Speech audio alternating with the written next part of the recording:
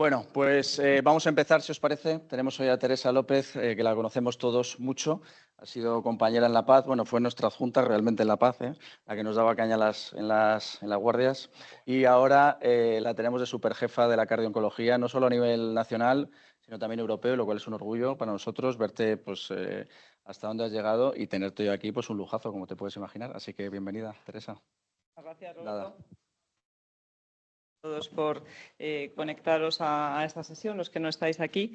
Y bueno, la verdad es que el título es bastante atractivo, ¿no? Cómo estratificar el riesgo y evitar que la toxicidad cardíaca nos arruine el pronóstico, ¿no? Parece bastante intenso lo de arruinar. Entonces, bueno, vamos a tratar básicamente de hablar de estratificación de riesgo en cardio-oncología, que sabéis que es realmente el pilar central y lo que orienta todas las recomendaciones clínicas.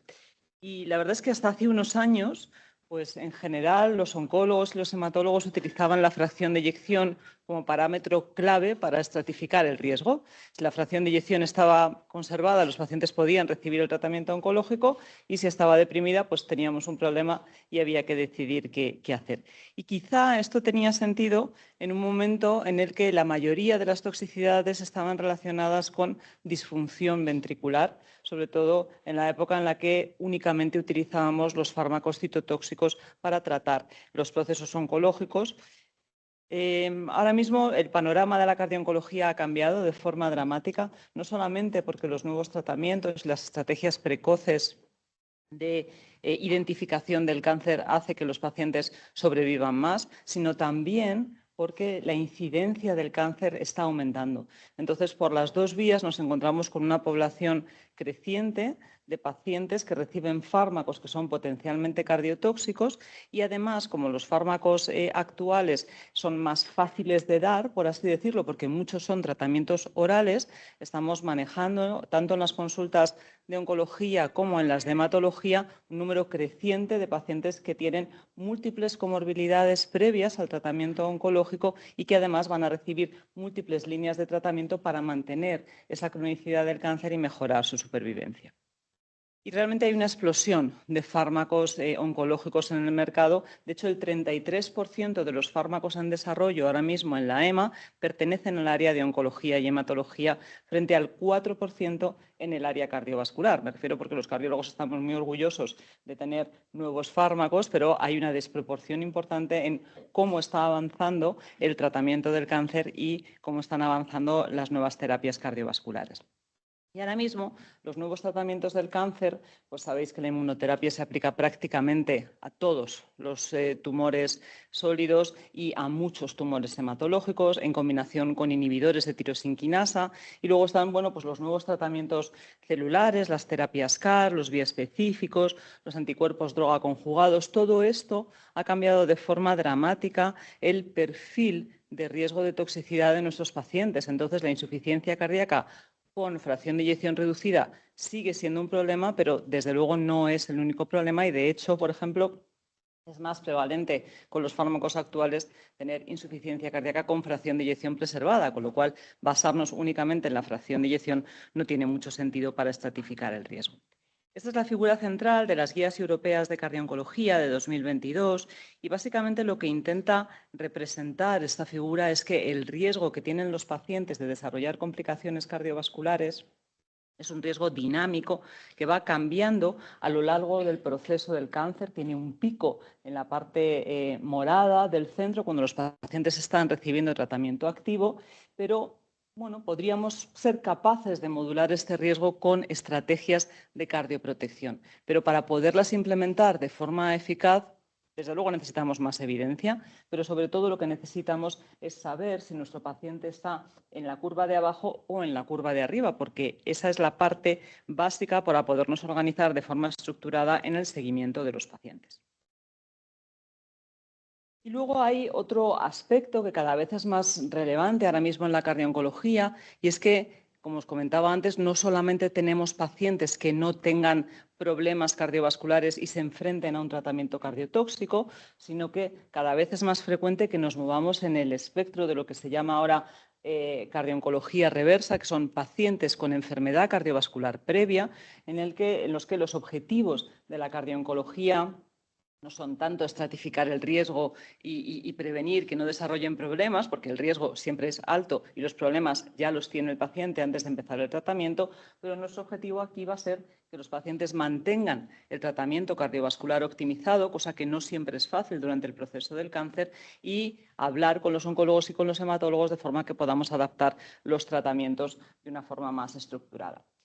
Y bueno, un poco por reforzar esa idea de que la fracción de eyección es un parámetro más, pero no puede ser nuestro parámetro para definir el riesgo de toxicidad, pues os voy a comentar muy brevemente, y no los vamos a desarrollar mucho, estos 3 casos clínicos. Fijaros, estos 3 pacientes tienen fracción de eyección que encontramos nosotros en rango normal, más de 50%. Podríamos tener dudas si 53% está en el rango bajo normal, ¿no? La primera es una mujer de 44 años que tuvo un linfoma de Hodgkin en la adolescencia tardía, recibió quimioterapia con antraciclinas, recibió radioterapia y ahora, muchos años después, ha desarrollado un cáncer de mama triple negativo y vuelve a necesitar tratamiento con antraciclinas. Aunque su fracción de eyección sea preservada, el riesgo de recibir nuevamente antraciclinas es desproporcionado. Tenemos que hacer algo para prevenir la disfunción ventricular.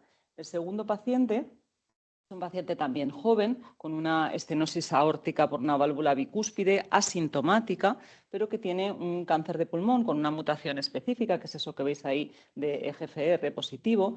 Y estos, pues gracias a Dios, tienen unos tratamientos muy dirigidos, como los osimertinib, y hacen que incluso pacientes con cáncer de pulmón en un estadio metastático puedan vivir 5, 6, 7, 8 años, ¿no?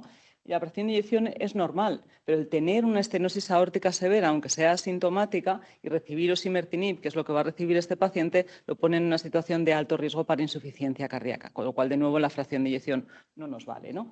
Y la última mujer, que tiene una leucemia mieloide crónica, estos pacientes tienen una supervivencia casi igual que la población general, pero están toda la vida recibiendo inhibidores de tirosinquinasa que tienen un riesgo vascular importante. Estos pacientes desarrollan arteriopatía periférica importante, desarrollan aterosclerosis a otros niveles. Entonces, la fracción de eyección nos da lo mismo. Lo que tenemos que hacer es estratificar su riesgo más en el área vascular y de prevención.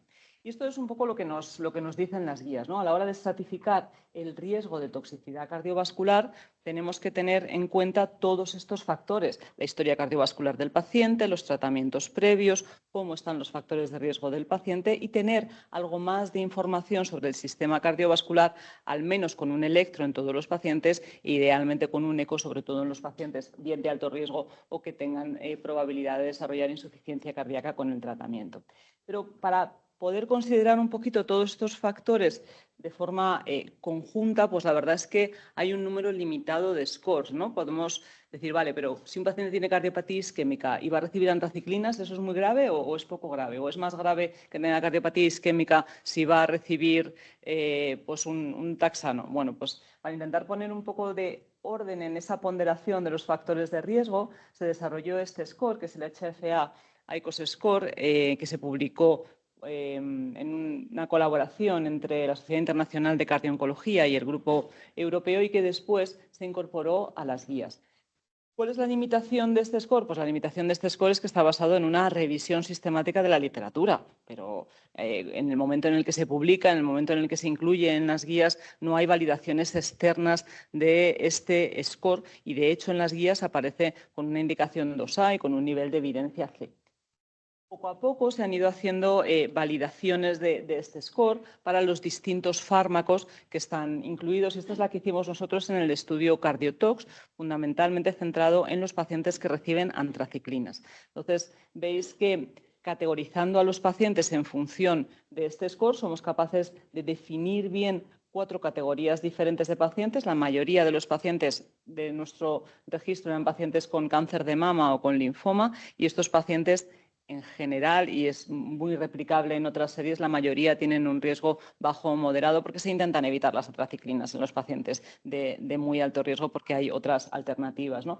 Pero veis que los pacientes que estaban en la categoría de riesgo alto en naranja o de riesgo muy alto en rojo claramente tenían una incidencia más importante de cardiotoxicidad severa y eso impactaba en el pronóstico global de los pacientes. Los pacientes se morían más.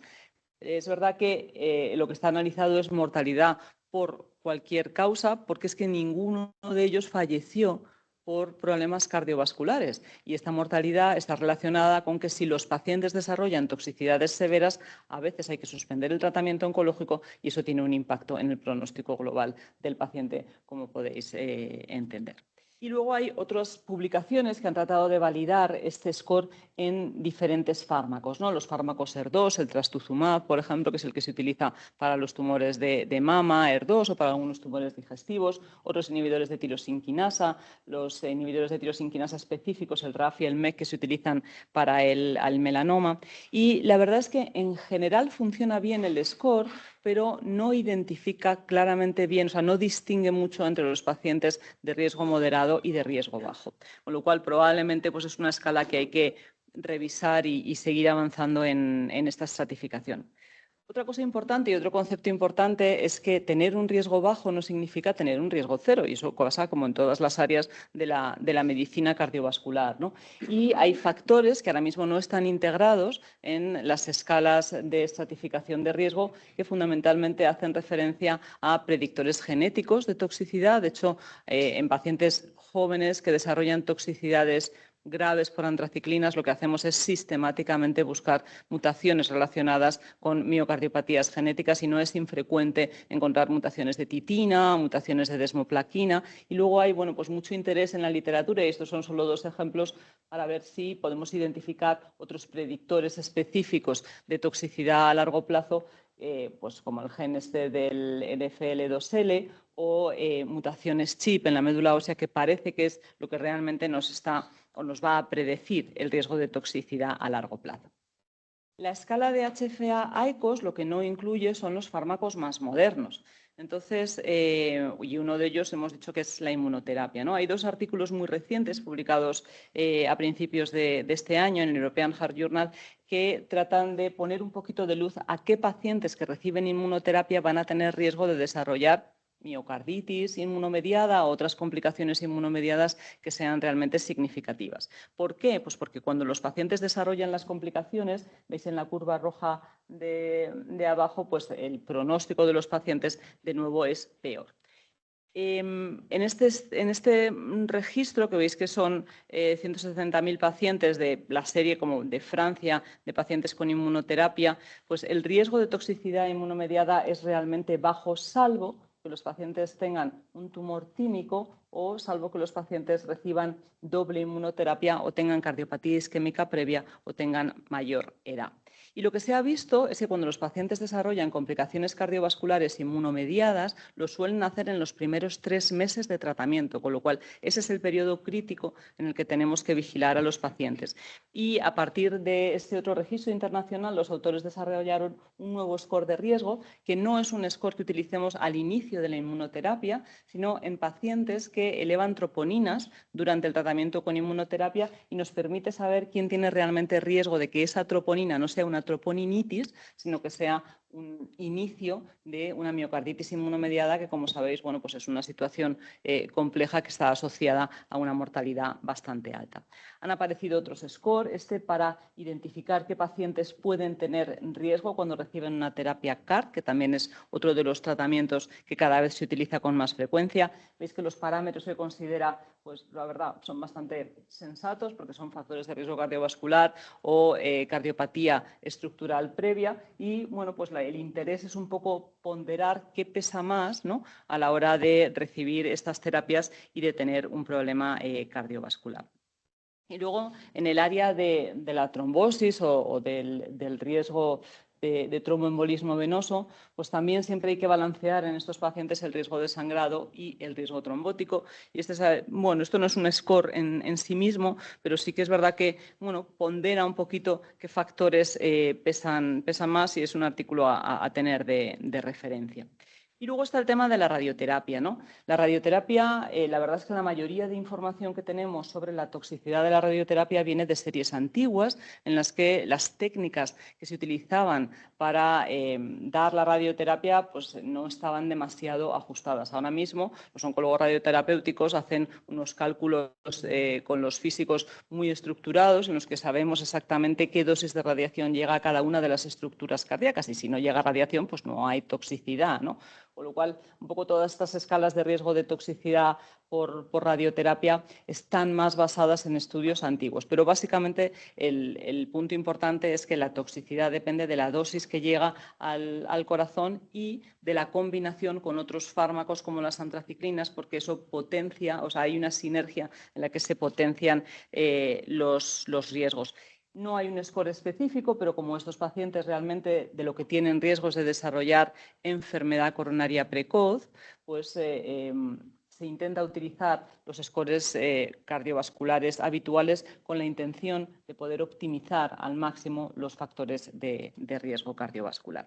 Y luego el último score que os quería comentar, que acaba de salir hace poco, es bastante interesante porque tiene una filosofía un poquito diferente a los scores como tradicionales, ¿no? De mirar qué es lo que pasa e intentar buscar las variables. Esto es una serie muy larga, más de 1 millón de pacientes con síndrome coronario agudo, de los cuales veis que un número alto, 47.000, tenían cáncer activo en el momento del síndrome coronario agudo. Entonces, bueno, pues utilizando unas herramientas de Machine Learning, lo que consiguen, y utilizando estas variables que veis en el cuadro, que son bastante fáciles porque son variables clínicas y variables muy, muy básicas de la situación oncológica del paciente, pues se generan unos modelos que ponderan con más o menos peso las diferentes variables para identificar cuál es el riesgo de mortalidad asociado a ese síndrome coronario agudo, cuál es el riesgo de sangrado y cuál es el riesgo isquémico del paciente. De forma que, al final, cuando tú utilizas la página web, te salen unos riesgos diferentes para cada una de las categorías y lo que han hecho los autores, bueno, pues es proponer como un algoritmo de manejo, priorizando en algunos casos más el tratamiento conservador del síndrome coronario agudo o una antiagregación más o menos prolongada o más o menos agresiva.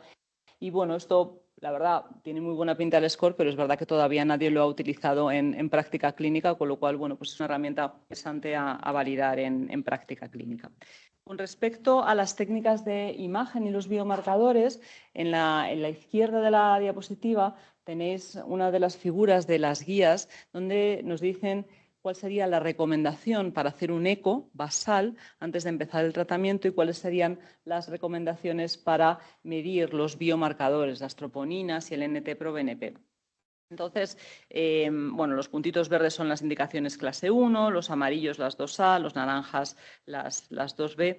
Básicamente, lo que recomiendan las guías es hacer un eco basal a todos los pacientes que vayan a recibir un tratamiento que pueda causar disfunción ventricular, porque necesitamos saber de dónde partimos, ¿no?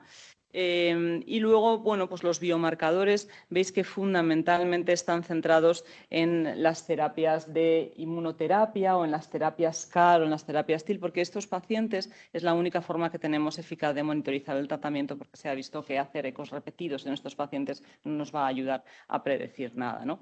Y bueno, pues este es un ejemplo de uno de los protocolos que está en las guías, pero que va a cambiar, porque de hecho ya con respecto a la monitorización, bueno, pues hay nuevas evidencias que nos dicen que los pacientes de riesgo bajo y de riesgo moderado, básicamente lo que necesitamos es verlos al principio, verlos al final y dejarlos tranquilos si no tienen ningún síntoma y concentrarnos solamente en el seguimiento de los pacientes de alto riesgo. Tenemos muchas herramientas nuevas, ¿no?, de imagen cardíaca, pero como os decía antes, el tener un eco basal es muy, muy importante. Y el tener un eco basal lo más preciso posible es lo que nos va a ayudar o que nos va a facilitar la monitorización de estos pacientes. Si yo tengo todo bien al principio, cuando yo le hago un eco, a lo mejor cada 3 meses o cada 4 meses a un paciente de alto riesgo, solo necesito mirar a lo mejor el strain y la fracción de eyección, lo demás me lo puedo perdonar. Entonces, en vez de tardar 15 minutos en adquirir las imágenes, puedo tardar 3. Es que necesito coger básicamente 3 planos. Pero si no tengo un eco basal bueno, pues eso me puede generar bastantes dudas en el seguimiento, ¿no? De hecho, un poco la recomendación o lo que estamos haciendo en práctica clínica es, si la fracción de eyección es súper normal y el paciente no tiene cardiopatía previa, probablemente el strain va a ser normal, con lo cual tampoco hay que obsesionarse con tener un strain basal en los pacientes de bajo riesgo. Si el paciente tiene disfunción ventricular, ya sabemos que el strain va a estar bajo, entonces es ideal monitorizarlo más a nivel académico, porque ahí el foco va a estar en optimizar el tratamiento de los pacientes. Pero los pacientes que tienen unas fracciones de eyección que están ahí entre 50 y 60 es donde tiene más interés hacer el strain, porque muchos pacientes jóvenes, por ejemplo, tienen una fracción de 52% que decimos rango bajo normal, pero tienen un strain perfecto. Eso puede ser la curva de la izquierda, ¿no? de la curva de Gauss. Y es importante tener en estos pacientes con fracción de eyección ahí un poco en el límite del strain, porque si el strain está bajo, claramente ese paciente va a tener mucho riesgo de desarrollar complicaciones. Este es un artículo muy interesante y lo voy a pasar muy rápido, porque uno de los problemas que tenemos es qué es un strain normal y qué es un strain anormal. Hay muchos software diferentes para cuantificar el strain y muchas veces hay un poco de lío, ¿no? Entonces, este es un artículo muy bueno a tener de referencia. Veis que el límite inferior de la normalidad del strain varía un poquito en función del software que utilizamos para verlo, pero en esencia si cogemos menos 16 no nos equivocamos. Es decir, cualquier strain en cualquier momento del tratamiento por debajo de menos 16 algo pasa. No sabemos si es cardiotoxicidad o que el paciente ya tenía algún problema, ¿no? Pero como número es un número interesante y es el número que predice de forma más estructurada, y es un artículo un poquito largo, el riesgo de tener insuficiencia cardíaca en los pacientes, ¿no? Y luego, bueno, pues en estos pacientes de alto riesgo lo que sí que se ha visto es que el strain es mejor que la fracción de eyección para evitar las subidas y bajadas de la fracción de eyección 2D y que realmente es el parámetro que mejor se correlaciona con la fracción de eyección por resonancia. Sin duda tenemos nuevas herramientas, ¿no?, de inteligencia artificial que lo que hacen es miran todo a la vez e intentan generar unos patrones de clúster y probablemente cuando esto esté más implementado en práctica clínica pues seremos capaces de identificar nuevos predictores de riesgo, ¿no? Esta es una de las herramientas de US2AI. Lo que haces es subir el eco a la nube y cuando terminas de capturar el eco te devuelve un informe con todos los parámetros, incluso con un informe estructurado de qué es lo que le pasa al paciente. Probablemente esto nos va a ayudar a ser más rápidos, pero también más precisos y más reproducibles en la monitorización de los pacientes. Y vamos a pasar un poquito rápido ya al final, y es la parte de los supervivientes de cáncer, ¿no? Sabéis que los pacientes que superan un proceso oncológico se vuelven más vulnerables desde el punto de vista cardiovascular y tienen una incidencia precoz de problemas cardiovasculares, como si se adelantara su edad de riesgo cardiovascular con respecto a la población general. Y uno de los principales problemas que tenemos en el manejo de los supervivientes es que realmente no tenemos la percepción de que estos pacientes sean pacientes de alto riesgo cardiovascular. Probablemente cuando hablamos de supervivientes de cáncer infantil o supervivientes de cáncer adolescente, tú les haces un score a los 35 años y siempre sale bajo, aunque tengan el colesterol alto, aunque tengan los triglicéridos altos, aunque tengan la tensión alta. Y este artículo es muy interesante. Fijaros la diferencia que hay en la percepción del riesgo cardiovascular que tienen estos pacientes cuando se vigilan, en este caso, en centros específicos de supervivientes de cáncer en Estados Unidos, y de esos mismos pacientes, cuál es la percepción que tiene su médico de atención primaria del riesgo cardiovascular del paciente. Entonces, esto es un problema porque la mayoría de los efectos adversos de los problemas cardiovasculares que tienen los supervivientes de cáncer infantil y adolescente están directamente relacionados con el mal control de los factores de riesgo. O sea que probablemente ese sería el objetivo fundamental en los supervivientes de riesgo, optimizar el control de los factores de riesgo. Y luego hay algunos scores que son, bueno, un poco largos de comentar y creo que tampoco aportan demasiado. Esta sería mi última diapositiva. Y bueno, pues claramente la estratificación de riesgo es imprescindible en las estrategias de cardiooncología porque el volumen de pacientes que teóricamente están en riesgo es absolutamente inasumible, desde las consultas de cardiología o de cardiooncología o incluso desde los servicios de atención primaria o de riesgo cardiovascular.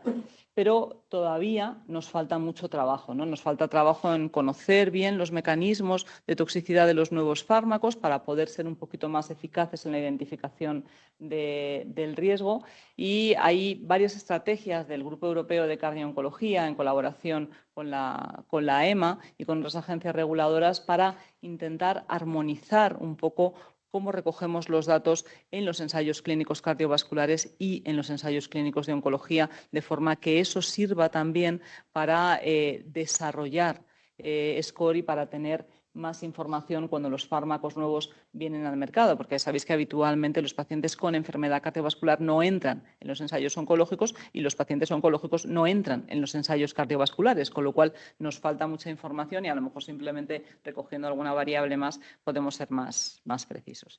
Y con esto, pues nada, muchas gracias a todos. Animaros a que os hagáis socios del Council de Cardiooncología, que es gratis, solamente hay que apuntarse y recibir información. Y recordaros que tenemos el Cardiotox el 12 y el 13 de noviembre aquí en Madrid. Muchas gracias por vuestra atención.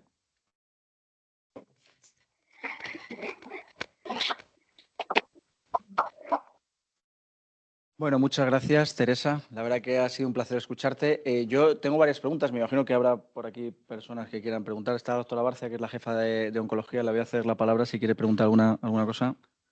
Os he invitado hoy. Gracias. Bueno, enhorabuena, me ha encantado la sesión. Soy Blima Pacheco García, soy la jefa de oncología y la verdad es que el panorama de la medicación que usamos en oncología, de la quimioterapia, de la inmunoterapia, los niveles de TKI han cambiado totalmente el manejo de los pacientes y sobre todo la supervivencia, ¿no? Y es verdad que nosotros como oncólogos, en cualquier hospital en el que estamos, siempre es una preocupación desde lo más básico, que son las fluoropirimidinas, paciente con cardiopatía isquémica que viene, nadie toca nada hasta que le vea el cardiólogo, por favor, y hay muchas veces que tienen estos vasospasmos, por ejemplo, que es quimio de toda la vida, y cuando tiene vasospasmos, a lo mejor nos dice el cardiólogo, le he revisado todo, se puede poner el tratamiento y nos preocupa, ¿no? Entonces, me ha gustado mucho cómo también se han generado escalas, ¿no? Para la inmunoterapia, pero a la hora de plantear los tratamientos, sí que es verdad que no todos los centros cuentan con la posibilidad de esa valoración cardiooncológica, ¿no? Entonces yo te quería preguntar, desde el punto de vista de estas escalas, ¿cómo nos recomiendas a nosotros los oncólogos manejarnos un poco también con los equipos de cardiología? Porque aquí tenemos mucha suerte, que el equipo es muy bueno, pero un poco para ver ese manejo también nosotros por dónde podemos ir empezando mientras esperamos la consulta. Yo creo que está muy claro en aquellos casos que el paciente tiene, pues eso, ¿no? Una cardiopatía isquémica o una FEBI alterada, pero en esos casos que sabemos que son de alto riesgo, pero no sabemos, ¿crees que podemos ir empezando los tratamientos hasta esa valoración o es preferible esperar la valoración completa del paciente? Ya, la verdad es que es un tema importante, ¿no? Una cosa es el mundo ideal y otra cosa es la realidad clínica que vivimos, yo creo que en todos los hospitales, ¿no? Entonces, en un mundo ideal, los pacientes que tienen un riesgo bajo o moderado por estas escalas deberían empezar el tratamiento y, de hecho, salvo que tengas síntomas o haya alguna alteración en las pruebas evolutivas, el paciente no debería pasar por las consultas de cardiooncología, ¿no? Es verdad que esos pacientes a veces tienen un riesgo bajo moderado, pero son hipertensos o tienen el colesterol alto y ahí hay que buscar una estrategia para saber quién se va a ocupar de eso. El cardiólogo, fenomenal, pero a lo mejor el cardiólogo no tiene tiempo, pues el médico de atención primaria hay que mandarle un informe y decirle, este paciente está recibiendo este tratamiento, es muy importante que su tensión esté bien controlada, porque muchas veces los médicos de atención primaria no intervienen demasiado en estos pacientes porque no saben si van a meter la pata, ¿no? No saben si le van a poner algo de tratamiento y luego eso va a interactuar con el proceso oncológico, con lo cual en esos pacientes el tener un informe un poquito estructurado con respecto a qué puedes esperar como efectos adversos y cómo manejarlos a nivel de factores de riesgo cardiovascular puede ser interesante. En los pacientes de alto riesgo, pues lo ideal es verlos antes de empezar el tratamiento. Pero claro, no es lo mismo, por ejemplo, un paciente con una cardiopatía isquémica estable que tiene sus revisiones cada 6 meses, que el cardiólogo lo ha visto hace 6 meses y estaba todo bien, y que ahora de repente tiene un cáncer de colon, ¿no? Y que no ha pasado nada desde la última revisión del cardiólogo, pues yo creo que en esos casos lo que hay que hacer es empezar cuanto antes, porque uno de los principios básicos de la cardio-oncología es no retrasar los tratamientos oncológicos e informar al cardiólogo que hay un cambio, ¿no? en el paciente y que adelante a lo mejor la visita porque había, no sé, el paciente estaba bien y lo iba a ver una vez al año, bueno, pues no, ese paciente hay que verlo, pero no es tan urgente esa valoración, ¿no? Pero sin embargo, ese mismo paciente, a la vez del diagnóstico del cáncer de colon, dice que le duele el pecho cuando sube las escaleras, claro, pues hay que verlo, ¿no? Entonces yo creo que ahí un poco la urgencia es, hay que adaptarla un poco a la situación del paciente y a la urgencia del tratamiento, ¿no? A lo mejor, no sé, en un cáncer de mama, pues a lo mejor puedes esperar unas semanas y a lo mejor en un cáncer de pulmón que acaba de explosionar, pues necesitas ponerle el tratamiento hoy. Entonces, bueno, yo creo que ahí es bastante útil pues, intentar generar localmente pues, como un comité de cardio-oncología o reuniones periódicas que permitan facilitar la comunicación, porque muchas cosas se pueden resolver antes de que el paciente llegue a la consulta, ¿no? Es decir, puedes ya decir, bueno, a este paciente le vamos a hacer lo que sea. Vale, pues ya nos vamos adelantando y a lo mejor todavía no lo hemos visto en la consulta, pero ya llega a la consulta con las pruebas que necesita el paciente y se puede tomar una decisión sobre la marcha.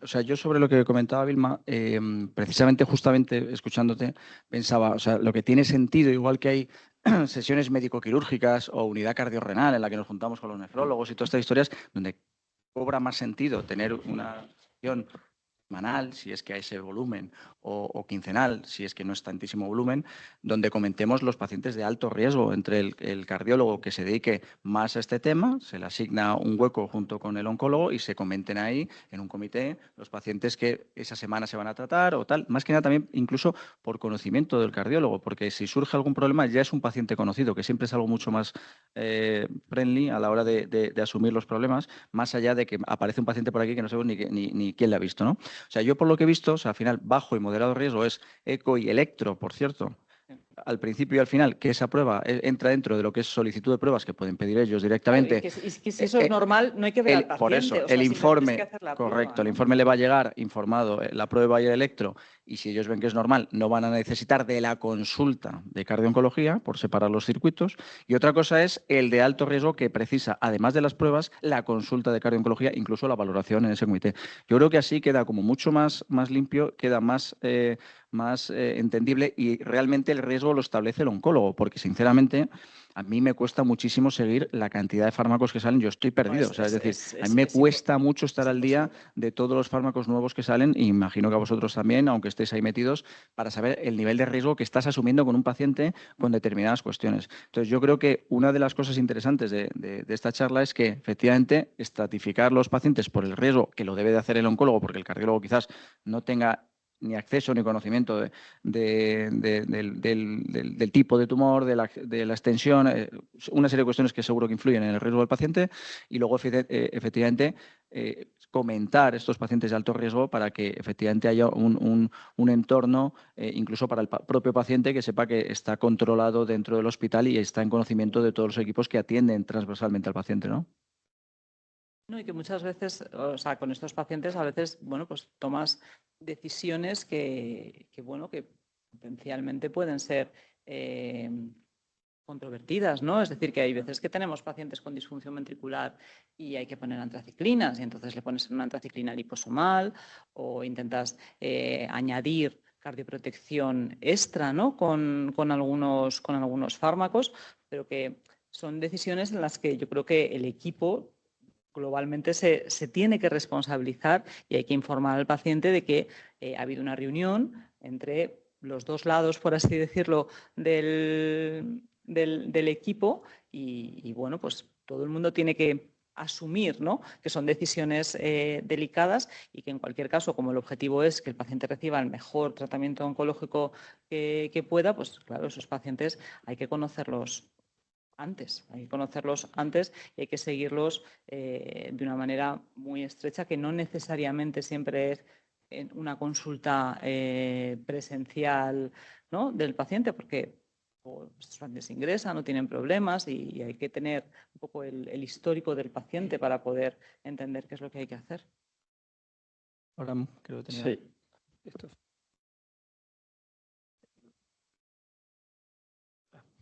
Hola, gracias por la charla, muy buena.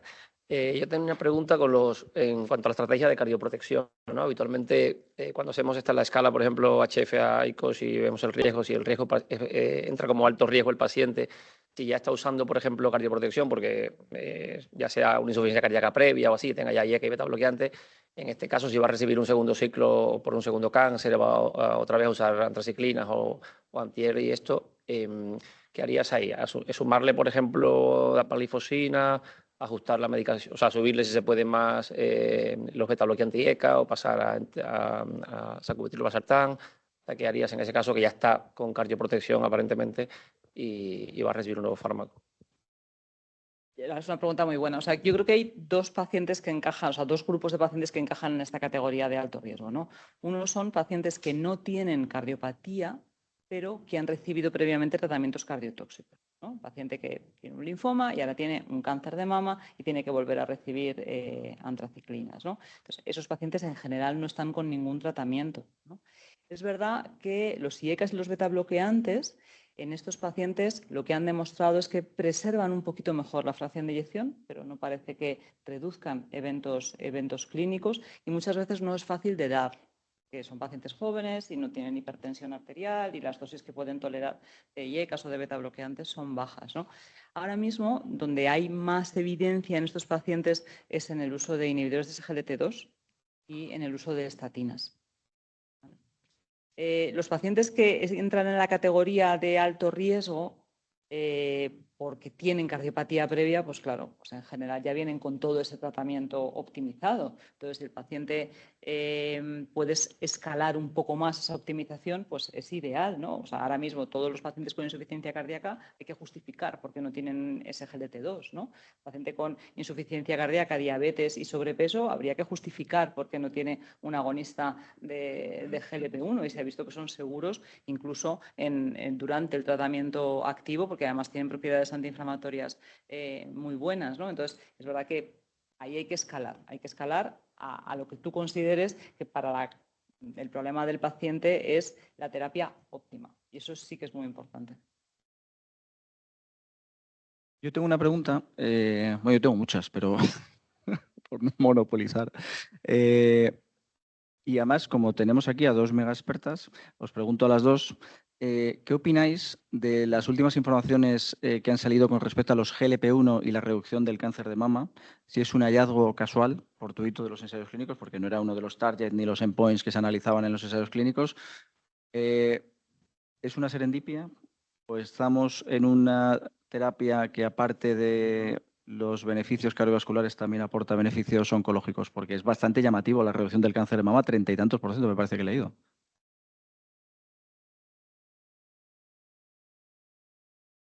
Sí. Bueno, yo creo que es un tema bastante interesante. Sí que es verdad que tenemos mucha evidencia científica que nos indica que el hacer ejercicio físico, que el tener una buena situación en cuanto a riesgo vascular, o sea, no tener obesidad, todo esto mejora la supervivencia del cáncer de mama. Entonces, parece lógico que fármacos que intentan también reducir ese riesgo, pues que reduzcan el riesgo de cáncer de mama. No obstante, nosotros somos muy prudentes. Acabo de venir del Congreso Internacional de Oncología, el americano, y es un tema que se habló mucho. De hecho, hubo unas discusiones muy interesantes desde ese punto de vista, pero todavía nos queda tiempo para ver si realmente es causa-efecto, ¿vale? Es cierto que cuando se hace un ensayo clínico de intervención, se intenta siempre meter como endpoints el objetivo, ¿no? Pues si el objetivo es ver si la supervivencia cambia o no con esto. Cuando se mira en retrospectivo, hay muchos sesgos de confirmación, distintos sesgos, porque no se controla que la intervención sea para eso, que no se haya documentado específicamente cuando tú tienes el primary endpoint, que es ver la supervivencia, pues se recogen otra serie de características. Entonces, como que echando la vista atrás, es más complicado decir que es una clara causa-efecto. No obstante, yo creo que tiene todo el sentido del mundo con toda la evidencia científica que tenemos. Los oncólogos cada vez más, porque al principio nos preocupaba, o sea, nos preocupaba mucho incluso interacciones con tratamiento hormonal. Quiero decir que es como algo muy claro. De hecho, el letrozol, que tiene su propio riesgo cardiovascular, claro, nos preocupaba aquellos pacientes que estaban con... Y de hecho son las pacientes que más lo utilizan, porque son las pacientes que entran en una situación de obesidad muy rápido por el propio fármaco, ¿no? No sé qué opinas tú respecto a esto. O sea, yo creo que es un poquito ahora mismo vender un poco de humo, la verdad, ¿no? Por lo que tú comentabas, ¿no? Porque al final encontrar estas señales en los análisis retrospectivos o los análisis que no están preespecificados son interesantes, pero no puedes decir ahora a todo el mundo hay que ponerle un GLP-1 para prevenir el cáncer de mama, ¿no? Que hay una distancia, ¿no? entre las dos recomendaciones. Es verdad que la obesidad es uno de los principales predictores de cáncer de mama, igual que es un predictor también importante de cáncer de endometrio y de colon, ¿no? Entonces, bueno, en ese sentido, pues claro, parece que fisiopatológicamente es plausible, pero yo creo que esto lo que claramente nos informa es que hay que tratar lo que sabemos tratar del riesgo cardiovascular, aunque el paciente tenga cáncer. Y lo que tú comentabas, o sea, hace 5 años, y no está tan lejos, ¿sabes? Sistemáticamente se quitaban los agonistas de GLP-1 cuando el paciente desarrollaba cáncer. Se ha visto que no hace falta. Claro, y se ha visto que no es que no haga falta, sino que es que el paciente está mejor si mantiene el tratamiento e incluso estamos iniciando tratamientos con GLP-1 en pacientes que no los tienen y que cumplen las indicaciones, ¿no? Entonces yo creo que ahí sí que hay un cambio de paradigma, ¿no? También salió hace yo creo que un año, una cosa así, un New England que decía que el ejercicio físico prevenía el cáncer de colon, pero es que reducía la recurrencia del cáncer de colon como un 50% más que la quimio, era mejor que la quimio. Entonces, bueno, pues yo creo que todo suma, pero que es verdad que un poco de prudencia todavía a la hora de prescribir estos fármacos fuera de las indicaciones. En las indicaciones todo, pero fuera de las indicaciones quizás un poco pronto. Pero ahí también da confianza lo que comentabas, ¿no? Que al principio hubo el hecho de quitarlo y ahora, bueno, parece por lo menos esa tranquilidad de que, bueno, por lo menos no hay indicios en contra en ese sentido, aunque no se haya demostrado, ¿no? O sea, yo creo que ganas ahí confianza. Creo que Cristian quería preguntar una cosa. Cristian. Sí, ¿qué tal, Teresa? Muchas gracias por la charla, que me encanta verte de nuevo. Y nada, yo la verdad que los puntos críticos yo creo que se han tocado. Yo creo que muchas veces pecamos de, entre comillas, individualismo de servicios, ¿no? Que vamos cada uno por nuestro lado y yo creo que es fundamental el implantar estos, llamémoslo comités o como queráis llamarlos, porque yo creo que aumentan la seguridad del paciente siempre y dan una imagen real de lo que es trabajar en equipo. Y yo tenía una duda curiosa, porque claro, estos pacientes de vez en cuando te caen en la consulta y básicamente, claro, te viene el paciente y te dan el esquema de tratamiento y dices, mire señora, pones cara de falsa saber lo que estás haciendo. Y le han puesto también cruciplaz y no sé qué. Y entonces dice, voy a mirar un momentito porque me da... Y abres Google y a ver de qué va esto, porque yo honradamente, Roberto me ha parecido muy optimista diciendo que le cuesta estar al día en estos fármacos. He dicho, venga, vamos, a mí no es que me cueste, es que es imposible, ¿no? Entonces, al final, estos pacientes, cuando tú tienes una sospecha de que va a tener, y al final, como cardiólogo general, aplicas el sentido común. O sea, a mí yo, oye, no sabía que el que había recibido previamente y le van a dar ahora, yo pensaba que esto se superaba, ¿no? Fíjate la ignorancia de un cardiólogo, el no saber que el haber estado sometido a antraciclinas te van a poner, el riesgo es mucho más alto que el que no lo ha tenido. Al final estos pacientes los acabas derivando nosotros a Abraham, que es el que te ha preguntado la pregunta interesante de antes, y realmente es que te coges al que sabe, ¿no? No sé qué opinas de como cardiólogos generales que somos. O sea, yo creo que eso es una puntualización correcta, ¿no? Es muy difícil estar al día o prácticamente imposible. Afortunadamente, bueno, pues Google y ChatGPT nos ayudan a intentar entender cuáles son las complicaciones básicas de los tratamientos, pero es verdad que eso a veces nos sirve, ¿no? En una consulta rápida con el paciente. Entonces, la realidad en Europa, y esto es una encuesta ya de hace 2 o 3 años del Council de Cardio-Oncología, es que el 70% de los pacientes oncológicos que tienen algún problema cardiovascular o que tienen alto riesgo de desarrollar complicaciones se ven en consultas de cardiología general. Esa es la realidad en Europa y también fuera de Europa, pero bueno, estos son en concreto los datos de Europa. Y de hecho, a raíz de eso, la Sociedad Europea está modificando ahora mismo el currículum de los cardiólogos. Porque hasta ahora el último core currículum de cardiología de la Sociedad Europea que se publicó en el año 2020 no incluía nada. Es decir, la única referencia al cáncer era saber diagnosticar un tumor cardíaco, que sabéis que no es el objetivo de la cardio-oncología, o sea, quiero decir porque son cosas raras, ¿no? Y el otro punto que incluye actualmente el currículum de cardio-oncología es saber tratar la insuficiencia cardíaca si el paciente ha tenido cáncer. Pero claro, eso básicamente es llegar bastante tarde, porque lo que intentamos es que no lleguen a ese punto de insuficiencia cardíaca. Entonces, se va a publicar el año que viene una actualización del currículum y la verdad es que hay un cambio importante en los conceptos básicos que los cardiólogos generales tienen que aprender durante la residencia, porque es una realidad creciente. Estamos analizando ahora datos del Recalcar para ver qué diferencia hay entre los pacientes que tienen un diagnóstico principal en las hospitalizaciones de enfermedad del área de corazón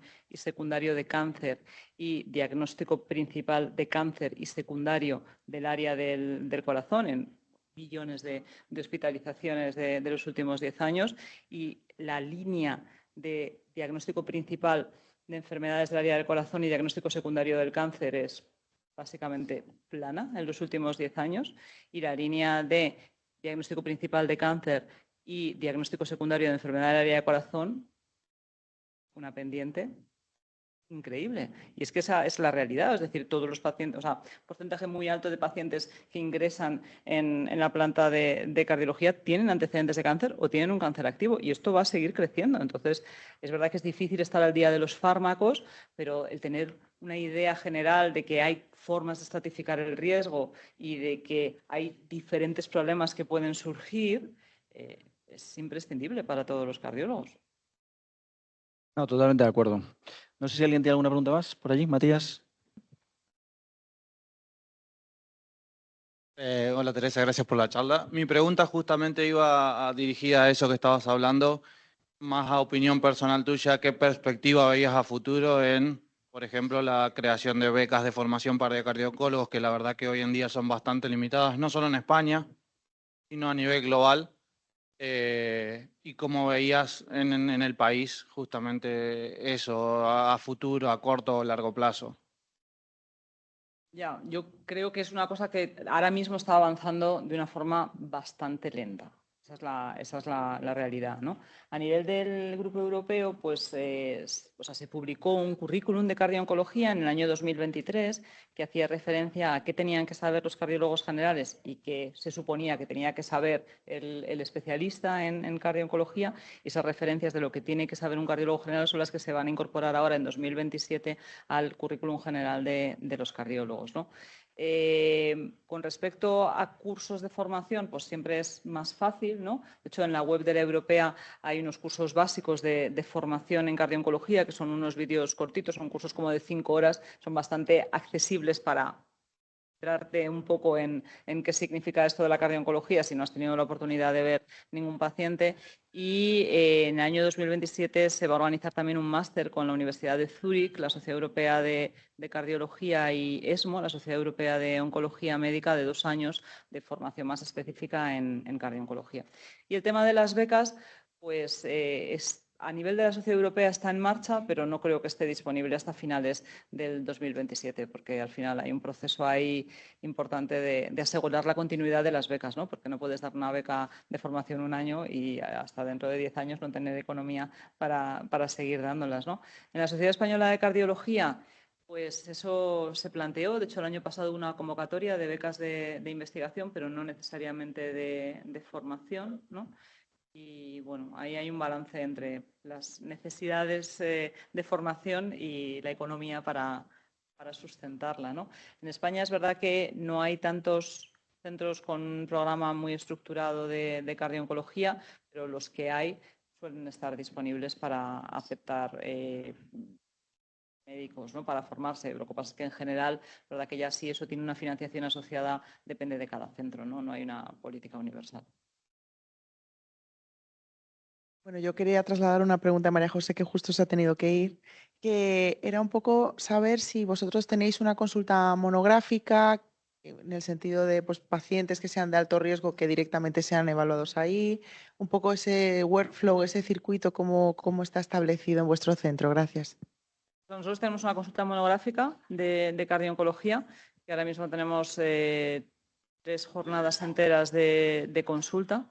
Desde hace 1 año y medio tenemos una enfermera que pasa consulta 5 días a la semana y eso la verdad es que nos ha cambiado así la vida directamente porque nos ayuda a reducir, o sea, nos hemos quedado sin lista de espera directamente en la consulta de cardiooncología con un volumen grande de pacientes y solamente 3 días a la semana, ¿no? Nuestra enfermera, los pacientes que desarrollan complicaciones, titula todos los fármacos cardiovasculares. Los pacientes de alto riesgo asintomáticos es la que se ocupa un poco de chequear que se están haciendo las pruebas y que los resultados son buenos y que el paciente sigue asintomático. Y luego lo que tenemos es cada 2 meses o así un comité de cardiooncología presencial que utilizamos muchas veces para discutir casos de toxicidades, para un poco que seamos todos conscientes de lo que pasa en el hospital y no solamente los médicos que estaban a cargo del paciente, porque claro, si el paciente desarrolla una toxicidad, pues muchas veces no puedes esperar al siguiente comité. Y lo que hacemos es todas las semanas una reunión cortita de media hora con los oncólogos y otra con los hematólogos, porque son pacientes muy diferentes y inicialmente lo hacíamos todos juntos, pero era demasiado complicado, ¿no? Yo creo que estamos todos muy ocupados y los oncólogos no podían estar pendientes, ¿no? De los hematólogos y al revés.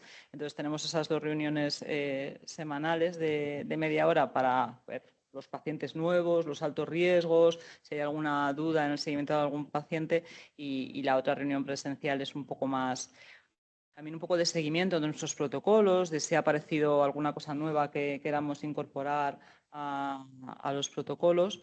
Y luego otra cosa muy importante es que tenemos una agenda específica de imagen para el paciente oncológico, con idea de, en la maraña de pacientes que llegan todos los días a hacerse un eco, tenerlos bien identificados y hacer un esfuerzo especial por que esos pacientes tengan un eco muy completo. Entonces, al final, pues tenemos eso, todos los días agenda de eco, eso la vamos a duplicar ahora mismo para tener como 2 agendas de eco todos los días, más la consulta de enfermería. Y eso nos ha permitido reducir un poco los recursos de médico en consulta de cardiooncología. Es lo más complicado. Bueno, por ajustarnos al tiempo, muchísimas gracias, Teresa. Ha sido un placer escucharte y bueno, damos por finalizada la sesión. Gracias, chicos.